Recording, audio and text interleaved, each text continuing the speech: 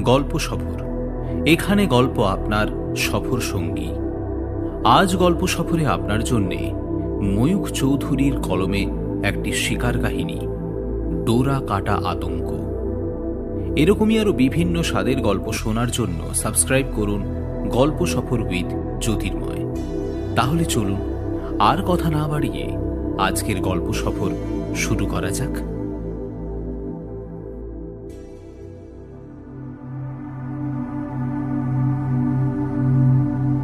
British শাসিত ভারতের উত্তর পশ্চিম সীমান্তে বিগত মহাযুদ্ধের সময় সংঘটিত এই ঘটনায় হিরো বা নায়কের ভূমিকা গ্রহণ করেছিলেন একজন ব্রিটিশ কর্নেল এফ.সি. সেলন। ভিলেন বা খলনায়ক হচ্ছে একটি চতুষ্পদ জীব। তার কথা ক্রমশ প্রকাশ্য। কর্নেলের অধীন গুর্খা বাহিনীর আস্তানা পড়েছিল একটি ছোট পাহাড়ের ওপর। পাহাড়ের নিচে পাঠানদের গ্রাম। গ্রামবাসীদের সঙ্গে গুর্খাদের বিশেষ সদ্ভাব না থাকলেও উল্লেখযোগ্য কোনো অপ্রীতিকর অবস্থার সৃষ্টি হয়নি। কর্নেল এবং তাঁর সৈন্যদের দিন কাটছিল বেশ শান্তিপূর্ণভাবেই। সৈনিক জীবনে যদি উত্তেজনা স্পর্শ না থাকে, তবে সেই নিরুদ্বেগ জীবনের শান্তি সৈনিকের কাছে নিতান্তই বিরক্তিকর। সবাই যখন একঘেয়ে জীবনের ক্লান্তিতে মুষড়ে পড়েছে, তখন ওই অঞ্চলে হল এক শাপতের আবির্ভাব। কর্নেল সাহেব সেদিন মধ্যাহ্ন ভোজনের জন্য প্রস্তুত হচ্ছেন। হঠাৎ তাঁর সামনে ছুটে এলো খাস আরদালি থাপা। উত্তেজিত থাপার মুখ থেকে মেজর শুনলেন নিচের গ্রাম থেকে একজন পাঠান বিশেষ সংবাদ বহন করে এনেছে। সংবাদটি অতিশয় রোমাঞ্চকর। গ্রামবাসীদের এলাকায় পদার্পণ করেছে একটি চিতাবাঘ। যে লোকটি এই সংবাদ নিয়ে এসেছে সে কর্নেলের সঙ্গে দেখা করতে চায়। মনিবের অনুমতি পেলে থাপা তাকে কর্নেলের সামনে নিয়ে আসতে পারে। কর্নেল সেলন অনুমতি দিলেন। থাপা সংবাদদাতাকে মনিবের সামনে উপস্থিত করল। লোকটি স্থানীয় পাঠান, নাম ইব্রাহিম কুদ্দুস। সে জানালো কর্নেল সাহেব যদি তার সঙ্গে যেতে রাজি থাকেন, তবে যেখানে চিতাবাঘটাকে দেখা গেছে সেই জায়গাটা সে সাহেবকে দেখিয়ে দিতে পারে। কর্নেলের আর খাওয়া হলো না। খাওয়া ফেলে তিনি ছুটলেন ইব্রাহিমের সঙ্গে। গ্রামের সীমানার বাইরে এক জায়গায় এসে ইব্রাহিম সত্যিই কয়েকটা পায়ের চিহ্ন দেখিয়ে দিল।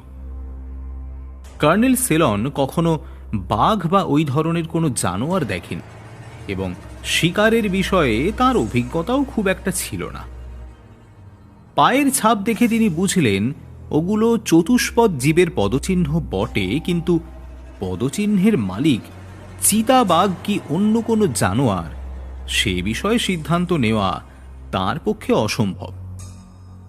কর্নেল তার পাঠান সঙ্গীকে জন্তুটার বর্ণনা দিতে বললেন। পাঠান জানালো জন্তুটা একটা মস্ত চিতাবাঘ এবং তার কমলা হলুদ চামড়ার ওপরে কালো কালো ডোরার দাগ স্পষ্টই তার চোখে পড়েছে। কর্নেলের ভ্রু কুঞ্চিত হল। ডোরা কাটা জন্তুটা তাহলে চিতাবাঘ নয়, একটা বাঘ। পশু জগৎ সম্পর্কে আমাদের কর্নেলের ধারণা নিতান্তই অস্পষ্ট, তবে তিনি শুনেছিলেন ফোঁটা কাটা চিতার চাইতে ডোরা কাটা বাঘ অনেক বেশি ভয়ানক জানোয়ার। যাই হোক, ইব্রাহিমকে তিনি জানিয়ে দিলেন যে সেনাবাহিনীর কয়েকজন গুর্খা সৈন্যকে নিয়ে তিনি এখনই জন্তুটাকে অনুসরণ করে তাকে হত্যা করার চেষ্টা করবেন। কর্নেলের কথা শুনে ইব্রাহিম খুশি হয়ে গাঁয়ের দিকে ফিরে গেল। কর্নেল সাহেবও সেনা নিবাস লক্ষ্য করে পদচালনা করলেন। তিনি খুব একটা উৎফুল্ল হতে পারেননি। উৎফুল্ল না হওয়ার কারণ ছিল শিকার সম্বন্ধে তিনি ছিলেন নিতান্ত অনভিজ্ঞ। তাছাড়া তার নিশানাও ছিল খুব খারাপ। এত খারাপ ছিল তার হাতের টিপ যে সহযোগী ইংরেজ অফিসাররা প্রায়ই তাকে ঠাট্টা বিদ্রুপ করতেন।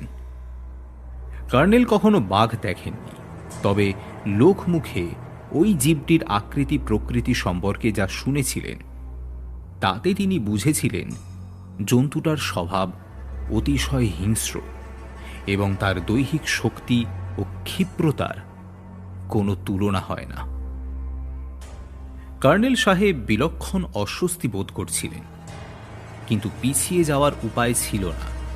তাহলে তো গ্রামবাসীরা হাসবে। এগিয়ে গেলে অপঘাত মৃত্যুর সম্ভাবনা, আবার পিছিয়ে গেলেও অসম্মান।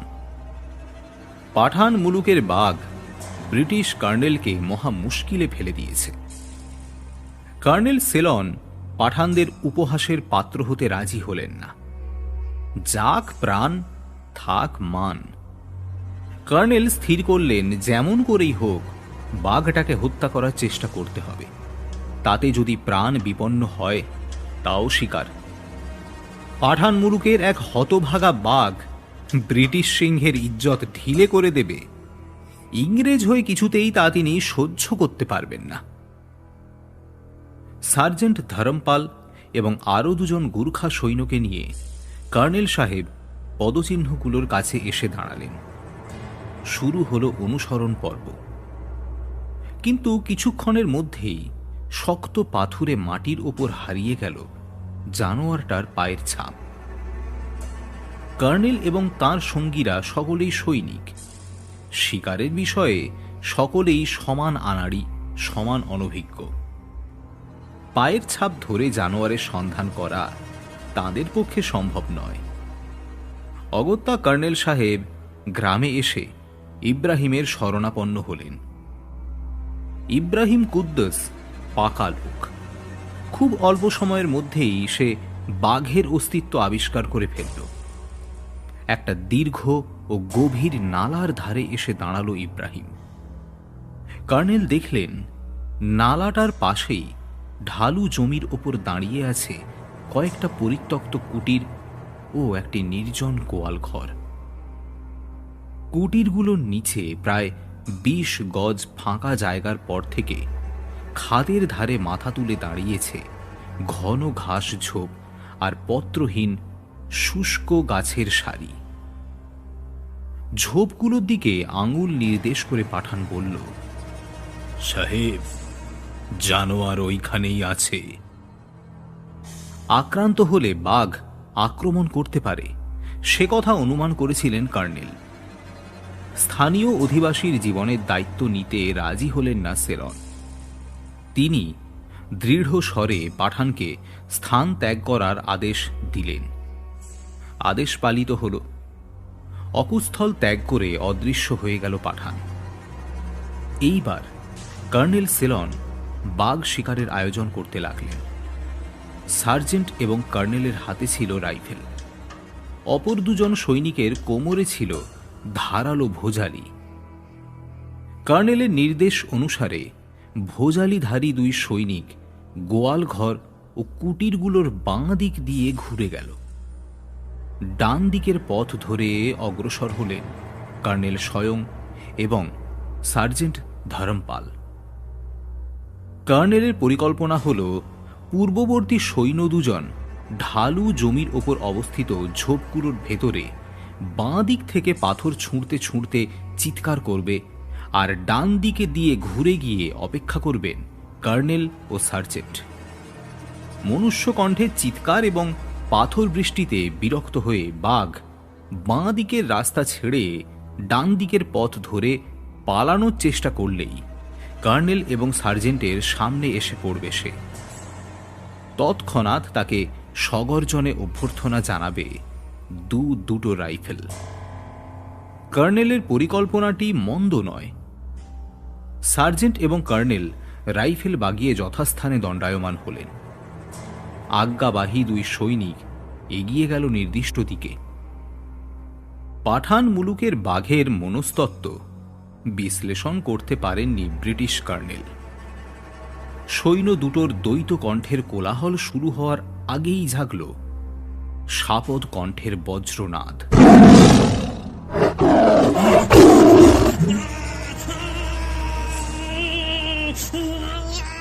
সঙ্গে সঙ্গে মানুষের আর্তচিৎকার। সামরিক শিক্ষা না পেলেও বাঘের রণবিদ্যায় বেশ দক্ষতা আছে। আক্রান্ত হওয়ার আগেই সে আক্রমণ চালিয়েছে। কর্নেল তৎক্ষণাৎ শব্দ লক্ষ্য করে ছুটলেন। তার পেছনে ছুটল সার্জেন্ট ধরমপাল। কিছুক্ষণ পরেই অমর সিং নামে সৈন্যটিকে কর্নেল দেখতে পেলেন। অপরজনের পাত্তা নেই, কিন্তু যে লোকটির পাত্তা পাওয়া গেল তার অবস্থা দেখে কর্নেল সাহেবের চক্ষু স্থির। অমর সিং এর মাথার পেছন থেকে ফালি ফালি মাংস ছিঁড়ে ঘাড়ের ওপর ঝুলছে। পিঠ এবং ঘাড় বেয়ে ছুটছে রক্তের স্রোত। কর্নেল ঘাবড়ে গেলেও সার্জেন্ট ধরমপাল উপস্থিত বুদ্ধি হারিয়ে ফেলেননি। আহত অমর সিং এর ক্ষতস্থানে এসে চটপট ব্যান্ডেজ বেঁধে দিল। অমর সিং এর সঙ্গী জং বাহাদুরকে উদ্দেশ্য করে কর্নেল উচ্চস্বরে হাঁক দিলেন, জং বাহাদুর, জং বাহাদুর, জং বাহাদুর। কিন্তু সাড়া পাওয়া গেল না। কর্নেলের আদেশে আহত অমর সিংকে নিয়ে সার্জেন্ট ধরমপাল যাত্রা করল সেনানিবাসের দিকে।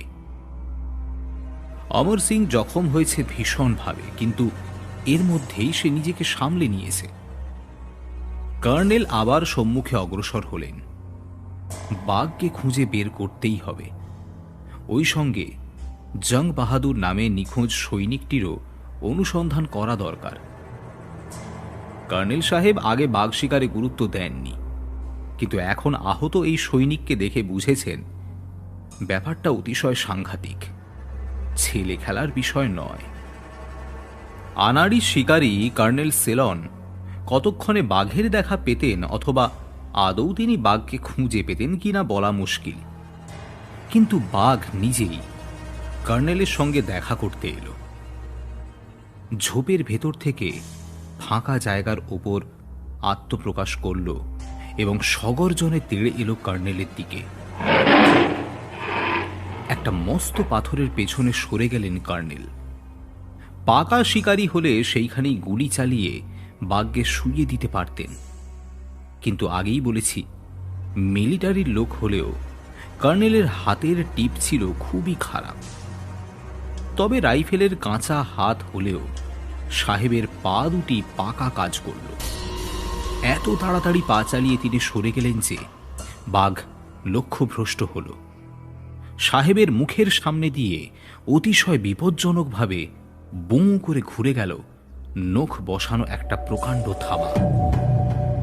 বাঘ খুব তাড়াতাড়ি আক্রমণ করেছিল বটে, কিন্তু কর্নেল যে তার চেয়েও তাড়াতাড়ি সরে যাবেন এ কথা বাঘ ভাবতে পারেনি। তার আক্রমণ ব্যর্থ হল। বাঘ আবার পেছন ফিরে আক্রমণ করার চেষ্টা করল না, চটপট ঝোপের ভেতরে ঢুকে অদৃশ্য হয়ে গেল। কর্নেল সাহেব পলাতক বাঘকে অনুসরণ করার উদ্যোগ করেছেন, এমন সময় নেপথ্য থেকে ভেসে এলো পরিচিত কণ্ঠস্বর, জং বাহাদুর। গোয়াল ঘরের পেছন থেকে অক্ষত দেহ জং বাহাদুর সাহেবের সামনে আত্মপ্রকাশ করল। কর্নেল তার মুখ থেকে সমস্ত ঘটনা শুনলেন। ঘটনা হচ্ছে এই, বাঘ যখন অমর সিংকে আক্রমণ করে তখন জং বাহাদুর একটু আড়ালে সরে যায়। আড়াল থেকে সে বাঘকে লক্ষ্য করে পাথর ছুঁড়তে থাকে। খুব সম্ভবত সেই জন্যেই বাঘ অমর সিং এর দিকে বিশেষ নজর দিতে পারেনি। জং বাহাদুর যদি পাথর ছুঁড়ে বাঘকে বিব্রত না করত তাহলে হয়তো ব্যাঘ্র কবলিত অমর সিংকে জীবিত অবস্থায় ফিরে পাওয়া যেত না। সার্জেন্ট এবং কর্নেল যখন অকুস্থলে উপস্থিত হয়েছিলেন তখন সে তাঁদের দেখতে পেয়েছিল।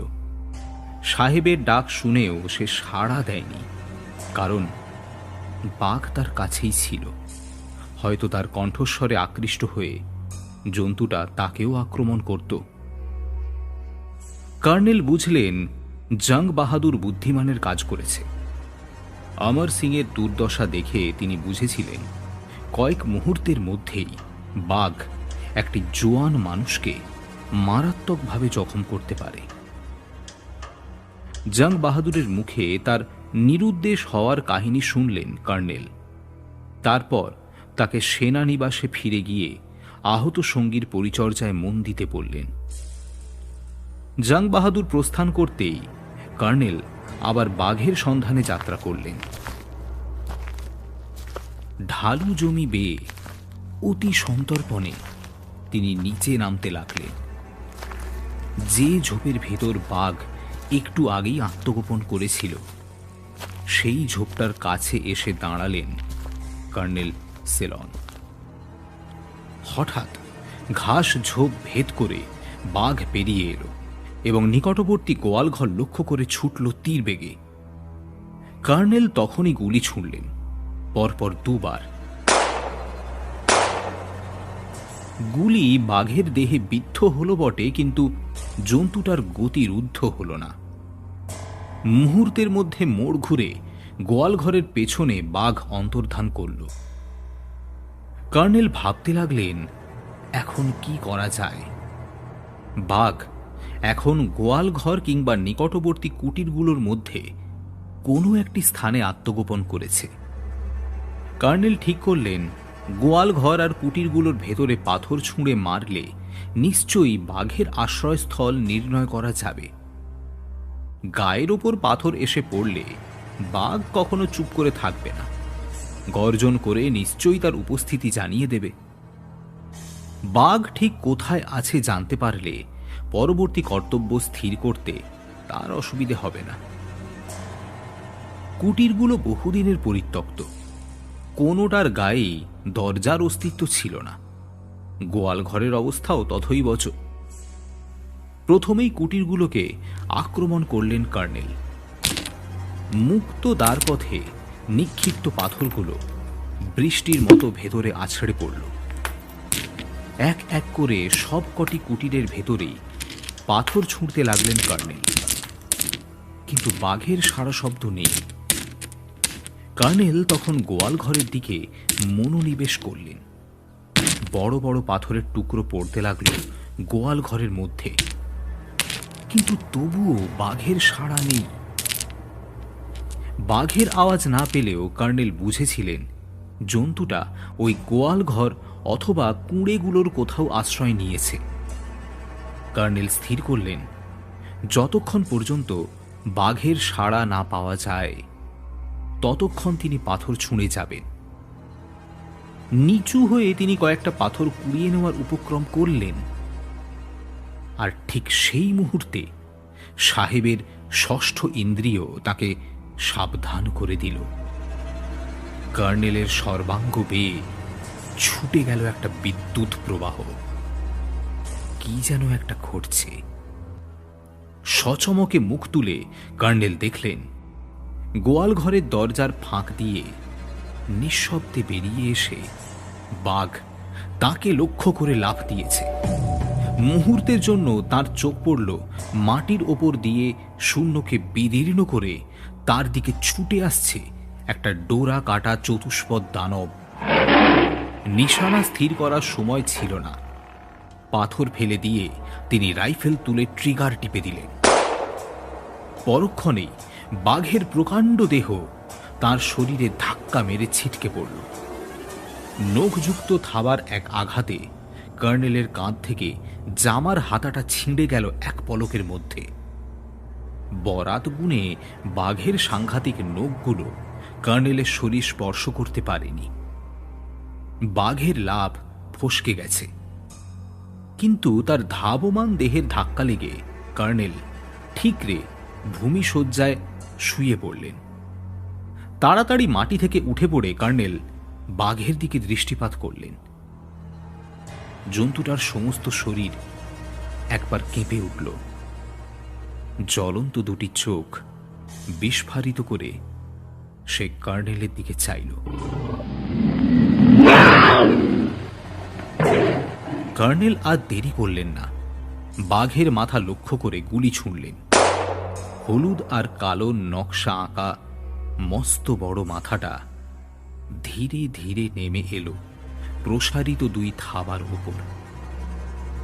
আনাড়ি শিকারীর গুলি এইবার লক্ষ্যভেদ করেছে।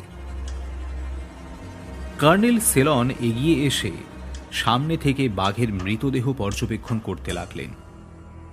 জন্তুটার পেট ভেতর দিকে ঢুকে গেছে। স্পষ্ট বোঝা যায় বেশ কিছুদিন তার খাদ্য জোটেনি। কর্নেল বুঝলেন প্রচণ্ড ক্ষুধার তাড়নায় জন্তুটা বন ছেড়ে লোকালয়ের দিকে এসেছিল খাদ্য সংগ্রহের জন্য। হঠাৎ গ্রামের দিক থেকে ভেসে এলো তীব্র কোলাহল। রাইফেলের শব্দ শুনে ছুটে আসছে গ্রামবাসী পাঠানের দল। এর মধ্যেই অগ্রবর্তী কয়েকজনের দৃষ্টিপথে ধরা দিয়েছে গুলিবিদ্ধ বাঘের রক্তাক্ত মৃতদেহ। আর কি আশ্চর্য! ঠিক সেই মুহূর্তে কর্নেল সাহেবের মনে পড়ল মধ্যাহ্নভোজনটা তার সমাপ্ত হয়নি। বাঘের আগমন সংবাদ পেয়ে মুখের খাবার ফেলে রেখেই তাকে ছুটে আসতে হয়েছিল। কর্নেল তাড়াতাড়ি সেনা নিবাসের দিকে পদচালনা করলেন। তার এখন দারুণ খিদে পেয়েছে।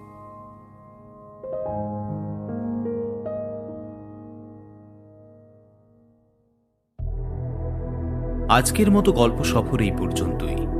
আগামী পর্বে আরও একটি নতুন গল্প নিয়ে আসবো আমি। ততক্ষণ শুনতে থাকুন, শোনাতে থাকুন এবং অবশ্যই লাইক করুন, শেয়ার করুন ও সাবস্ক্রাইব করুন গল্প সফর উইথ জ্যোতির্ময়, যেখানে গল্প আপনার সফর সঙ্গী।